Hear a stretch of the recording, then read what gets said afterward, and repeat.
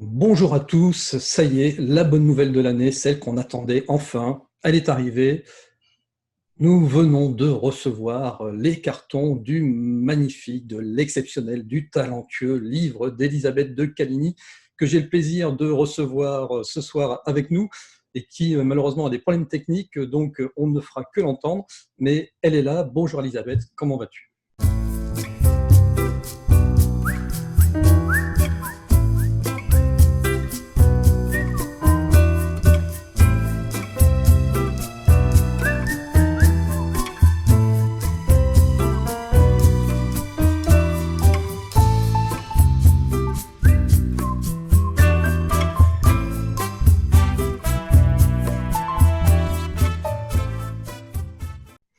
Je vais bien, merci. Que de louanges, que de louanges.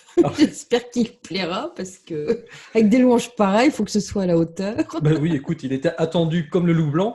Eh bien, ce que je vous propose, là, je viens de recevoir les cartons. On va faire un déballage ensemble. Comme ça, ouf, en voici un. Et voilà, emballé et emballé dans du plastique. Donc, ils sont tout à fait propres et tout à fait saines. Parce qu'en plus, maintenant, il faut que les choses soient saines pour pouvoir les envoyer. Donc, l'ordre des choses. Ce livre, ce roman initiatique de 378 pages que tu as écrit en un temps record, limite sous inspiration. Tu vas nous expliquer tout ça en quelques mots. Quand est-ce que toute cette aventure a commencé? Initiatique, je dirais pas déjà que ce soit initiatique. Je dirais que c'est un parcours que fait un personnage, mais de là à avoir la prétention de dire que c'est initiatique, non. Mais que ce soit un livre inspiré, ça c'est sûr. Alors, qu'est-ce qui s'est passé? En novembre l'année dernière, je ne sais pas pourquoi, il me vient une phrase, l'ordre des choses. Pour moi, c'est évident qu'il y a un ordre dans les choses, dans le cosmos, dans un corps physique, dans tout. Tout est ordonné. Et je suis convaincue depuis très longtemps que rien n'arrive par hasard. Et tout ce qui doit arriver arrive. Et même avec des circonvolutions de parcours, on peut faire des zigzags, mais on arrivera toujours là où on doit arriver. Et mieux encore, je pense qu'il y a un timing. Et à l'heure actuelle, vu ce qui se passe dans le monde, il est évident qu'il y a des timings. Et donc, cet ordre des choses m'avait donné à réfléchir. Pourquoi ça m'était venu? Et je l'ai noté. J'incarnais, je note tout ce qui me vient en tête. Alors que ce soit une phrase, un mot, et puis voilà. Puis ça reste dans un coin. Et puis, il s'est passé bien des choses depuis le mois de novembre 2019. Ça, vous le savez. Ça peut s'être passé à titre individuel, y compris pour moi d'ailleurs, puisque j'ai été malade. J'ai attrapé la sale bête en mars. Je m'en suis toujours pas remise d'ailleurs, mais enfin bon, petit à petit, l'oiseau fait son nid, on va se requinquer, il n'y a pas de raison. Et j'ai été très fatiguée. Et au mois d'août, je ne sais pas ce qui m'a pris, au mois de juillet, pardon, je ne sais pas ce qui m'a pris. Un matin, je me lève, c'était exactement le 17 juillet, et l'ordre des choses me revient en tête. Et au vu de ce qui m'est arrivé et de mon parcours de vie, parce que j'ai quand même réfléchi à ma vie, je me suis dit, il y a eu un ordre dans les choses. Rien ne s'est fait par hasard, y compris ce que je fais aujourd'hui, ce qui n'était absolument pas prévisible il y a même 10 ans. Vous voyez? Donc, et puis là, je ne sais pas ce qui s'est passé. J'ai vu un personnage, et puis deux, et puis il m'est venu des tas de choses en tête. C'est comme si les vannes s'étaient ouvertes. Et à partir de là, je n'ai plus qu'à écrire. Je n'ai rien projeté à l'avance du chemin de mon livre, de sa finalité, ni quoi que ce soit. J'étais comme le petit pousset qui suivait des cailloux qui me venaient en tête, petit à petit, au fil des heures. Alors, il y a des jours, ça a commencé piano, mais alors après, j'arrivais plus à m'arrêter. Et il y a des moments, je me réveillais en pleine nuit pour écrire. Pourquoi? Parce que je rêvais de mon livre. C'est-à-dire que j'étais dans le décor, quoi. Et j'entendais, alors ça, c'est absolument sidérant, parce que j'entendais les dialogues et les phrases que j'avais à écrire. Donc, dans ces cas-là, vous ne loupez pas le coche, parce que comme ce n'est pas un livre réfléchi et que ce n'est pas un livre intellectuel, vous avez intérêt à noter très vite.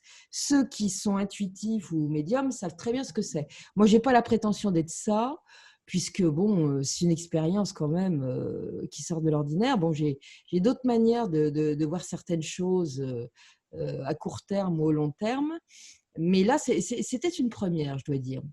Et j'ai plus arrêté. J'ai plus arrêté de gratter, et j'ai gratté comme une folle, on peut dire jusqu'au 23 août au matin. Et le 23 août au matin, j'avais tout écrit. Quand j'ai regardé le nombre de pages que j'avais écrit, ça m'a complètement sidérée. Et puis je me suis dit, ça va encore râler dans les chaumières, parce qu'à chaque fois, je prends des pavés, je fais des émissions trop longues, et il y en a des tonnes. Bon, bon, j'en ai coupé, hein. Faut quand même le dire, parce qu'il y a des trucs que je voyais pas l'utilité, c'était pas raccord, c'était bon. Mais il y a d'autres choses, par contre, que j'ai complétées après, parce que j'ai fait une première relecture moi-même, évidemment, et cette relecture m'a ressorti d'autres portes se sont ouvertes. Donc j'ai complété sur des trucs qui n'existaient pas. Et puis, mais bon, ça changeait rien. Le roman était écrit, c'était fait, si vous voulez. C'était du détail, mais du détail important par rapport à il y a un message dans ce bouquin, indéniablement. Sinon, de toute façon, je ne l'aurais pas écrit de cette manière-là. J'ai déjà écrit d'autres trucs qui sont restés dans les tiroirs parce que je suis très prolifique et je n'arrête pas d'écrire. J'écris tout le temps, hein, depuis toujours. Mais là, c'était autre chose. Et puis, il y a eu cette relecture par d'autres personnes. Magali Cazotte. Magali Cazotte, que vous connaissez tous, qui est mon amie. Et son papa, qui est un instituteur, un ancien instituteur à la retraite, s'y est mis aussi. Ensuite, mon amie Nancy, je me demande si ce n'est pas la première d'ailleurs qu'il a lu, mon amie Nancy Vilbageau, qui est une auteure belge à succès d'ailleurs, puisque ses livres ont un bon succès, et en plus, certains ont été repris et joués sur scène, hein, au théâtre. Elle a beaucoup d'humour, et on a un petit peu je dirais pas qu'on écrit de la même façon, mais on a cette particularité, c'est qu'on voit les mêmes détails que personne ne voit et qui nous font hurler de rire. Donc, comme on a un petit sens de l'humour bien particulier, bien personnel, que certains ne comprennent pas forcément d'ailleurs, voilà, donc on s'entend bien, et comme Magali et son papa, il y a eu cette lecture. Et puis le final, c'est que quand toi, Antoine, tu as accepté de publier ce livre, bref, donc ce roman, je l'ai écrit, Alors, ça m'a effectivement, transporté. du coup, il y a effectivement un vrai timing dans ce roman, parce que, comme tu le disais, il était important pour toi de l'ancrer dans cette époque. D'ailleurs, ton héroïne, à un moment donné, elle traverse toute la phase de Covid, confinement, avec les masques, etc. Donc, on est vraiment ancré en 2020. Et pour toi, le timing, c'est qu'il fallait absolument que ça sorte avant la fin de l'année, parce que tu sentais que c'était important. Et d'ailleurs, gros challenge, effectivement, pour nous, c'était de le sortir pour Noël. Et je rassure donc tous ceux qui ont fait les précommandes, on a les cartons, ça partira dès lundi prochain, à la fin du crowdfunding. Donc, en colissimo, vous les aurez pour Noël. Mais pourquoi, selon toi, il y avait ce challenge que ça sorte avant 2021 ? Alors, il n'y a rien de rationnel dans tout ça, y compris dans l'écriture. Je ne peux pas dire j'ai écrit dans ce timing-là parce que c'était comme ça. Je savais que je devais écrire dans ce timing-là, et comme je vous dis, ce bouquin m'a été inspiré. Qu'est-ce qui se passe à l'heure actuelle ?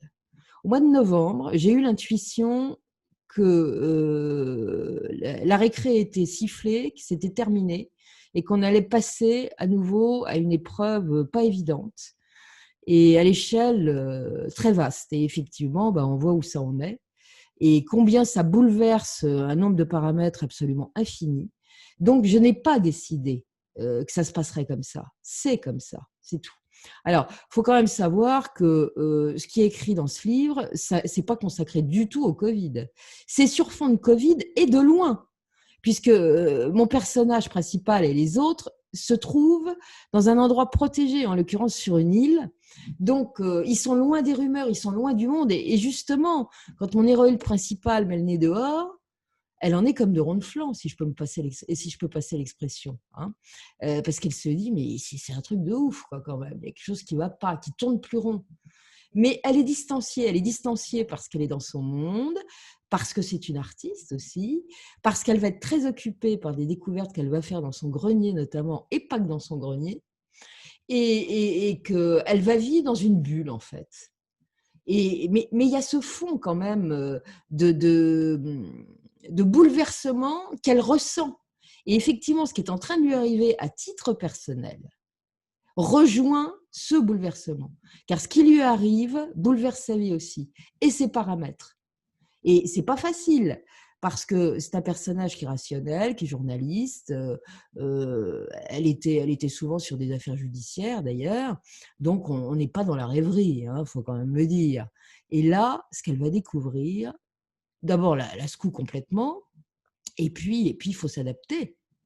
Et elle finira par s'adapter et passer un cap, parce que l'endroit où elle vit, qui est une propriété de famille depuis 2 générations, n'est pas du tout un endroit ordinaire. Alors, je n'ai pas cité le lieu volontairement. Pourquoi? Parce que je voulais avoir toute ma liberté de création. Vous voyez? En fait, c'est le golfe du Morbihan, où on sait qu'il y a des choses absolument importantes qui sont à la surface, mais qui sont sous l'eau aussi, hein. Donc, elle habite un petit îlet qui se trouve dans ce golfe du Morbihan. Je ne cite aucun lieu, hein, je ne donne pas de référence sur cet endroit parce qu'il est imaginaire, mais bon, vous savez, finalement, la création, c'est la création. Et elle crée également des mondes. Et ce monde, je l'ai créé d'une certaine manière avec une aide inopinée, je peux dire, qui vient de... Qu'est-ce que c'est que l'inspiration, hein, pour les musiciens, les peintres, les auteurs de romans? Bon, c'est une écriture totalement différente d'une écriture classique. J'ai publié un premier livre l'année passée qui n'avait rien d'une création. J'ai compilé du factuel pour des histoires qui intéressaient des personnes bien spécifiques sur le sujet ufologique, mais ça n'était pas une création. Là, Tout à c'est fait. tout à fait différent. C'est un travail d'analyse, alors que là, c'est C'est pas la vraiment même toi, écriture d'ailleurs. c'est ton âme, c'est ton sang qui est là-dedans. D'ailleurs, l'héroïne, est-ce que tu as mis un petit peu de toi dans son Mais il y a des parcours? parties Parce de moi, que, évidemment, voilà, parce qu'elle va réagir comme moi. tout à fait. Elle peut être très drôle, elle peut faire une crise de nerfs, elle peut être complètement dans sa rêverie, c'est sa façon d'être. Mais en même temps, c'est pas moi. Parce qu'il y a des tas de choses que j'ai données aux personnages qui sont piquées sur d'autres personnalités.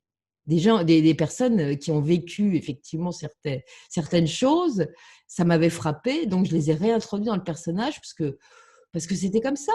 Mais j'avais ma ligne directrice qui était inspirée, je tiens à le dire.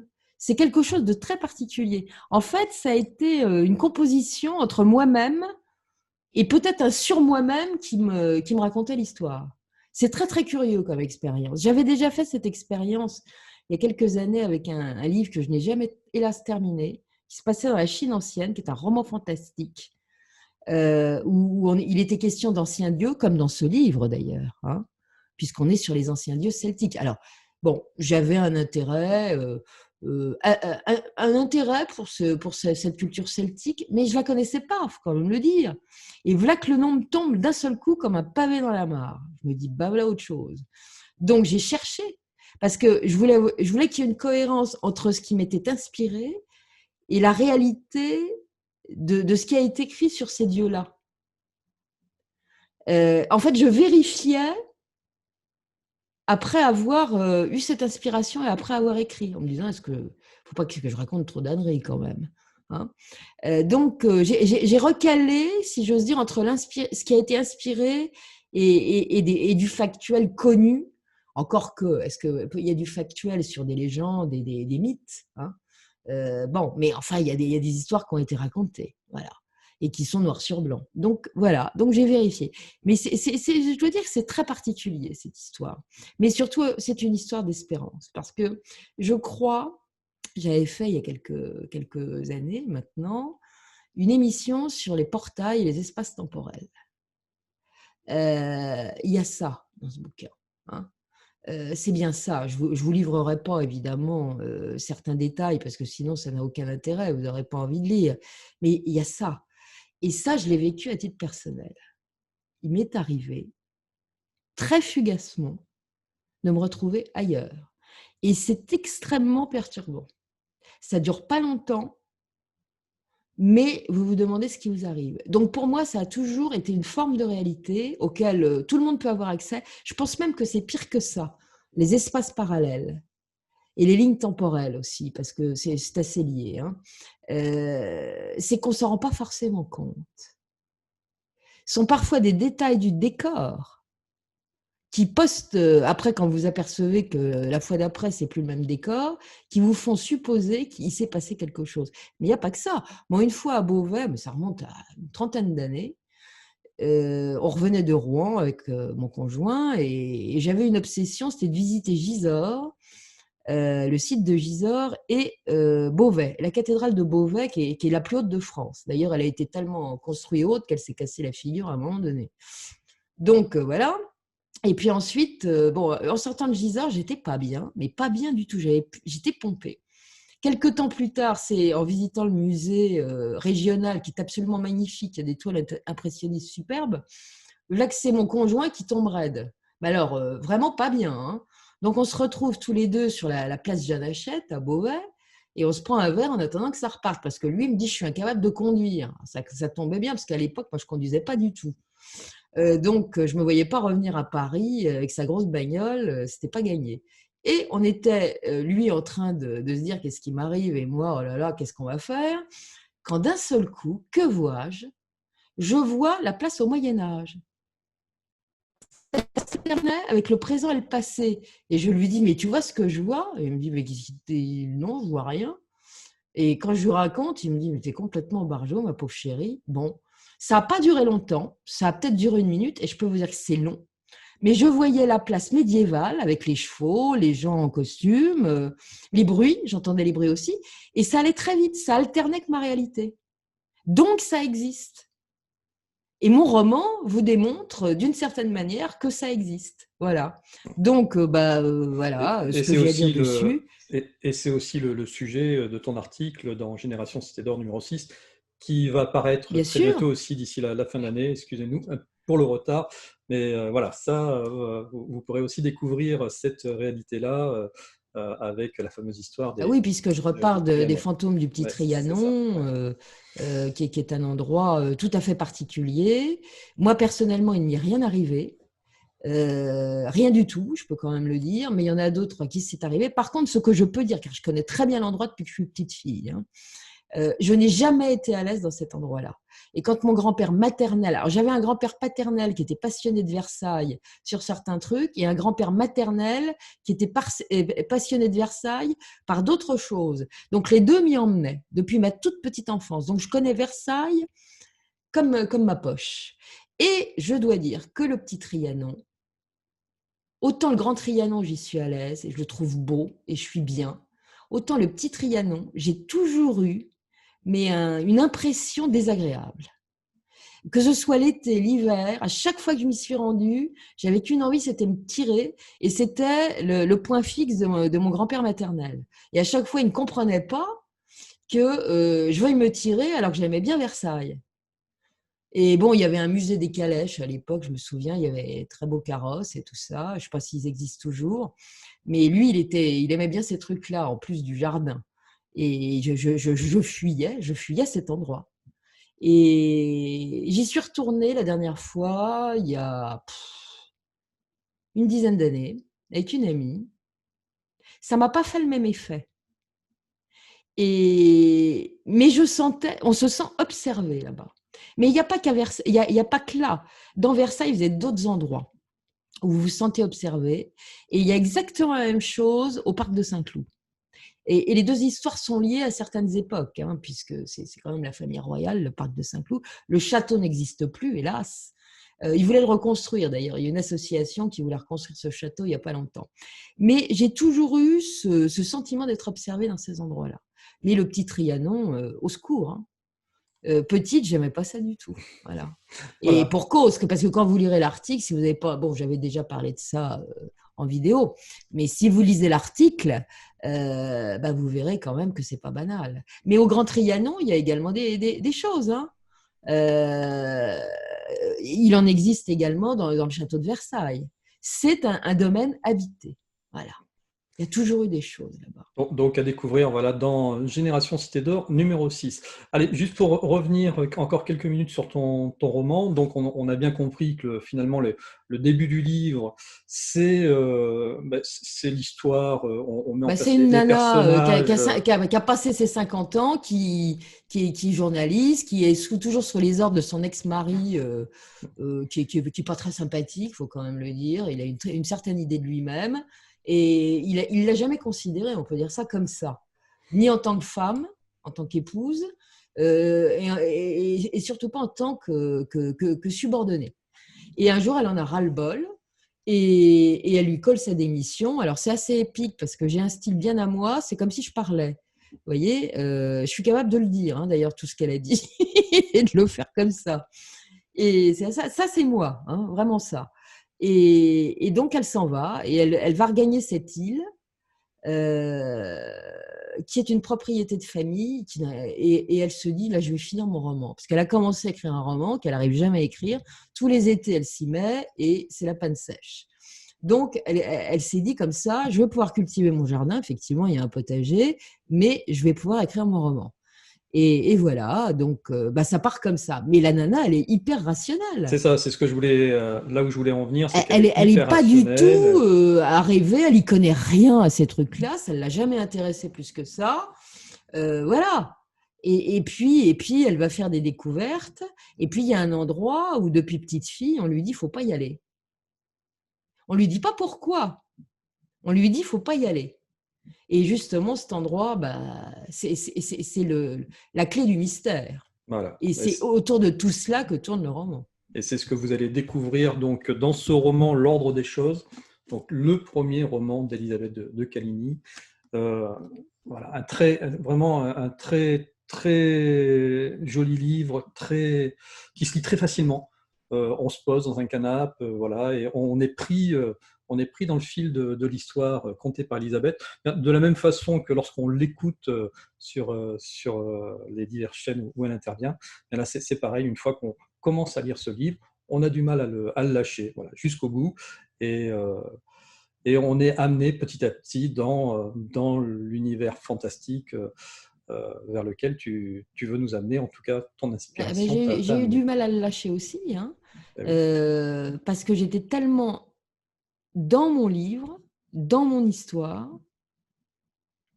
que ça a été un choc épouvantable de m'en séparer et de ne plus rien avoir à écrire, parce que l'histoire était terminée. En fait, il pourrait y avoir une prolongation, un autre roman qui soit la suite du premier.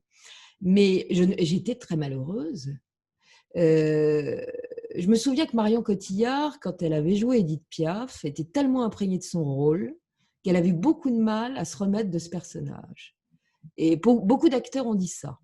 Moi, je ne suis pas actrice, évidemment, mais j'ai eu un sentiment de vide et on peut dire une forme de déprime quand ça a été fini. J'étais dans mon histoire, je m'en suis séparée avec une douleur absolument incroyable. Je ne savais pas que ça existait, ce genre de truc. Parce que moi, bon, j'écris un bouquin, j'écris un truc, un article, je l'ai écrit point barre. Hein. Mais là, ça a été autre chose. C'est très curieux ce qui m'est arrivé, vraiment de A à Z.